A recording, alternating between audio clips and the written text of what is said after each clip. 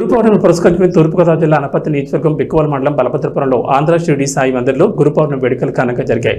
ఈ కార్యక్రమంలో భాగంగా బాబా దర్శనానికి వేల మంది భక్తులు తెల్లవారుజాము నుంచే పోటెత్తారు. భక్తులకు ఏ విధమైన అసౌకర్యం కలగకుండా బాబా దేవస్థాన సభ్యులు తగు జాగ్రత్తలు తీసుకున్నారు.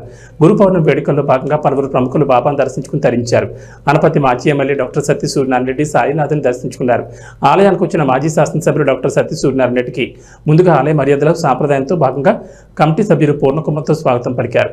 అనంతరం సాయిబాబా దీవెనలతో అనపర్తి నియోజకవర్గం ప్రజలు సుఖ సంతోషాలతో ఉండాలని కోరుతూ డాక్టర్ సూర్యనారాయణ రెడ్డి ప్రత్యేక పూజలు నిర్వహించారు.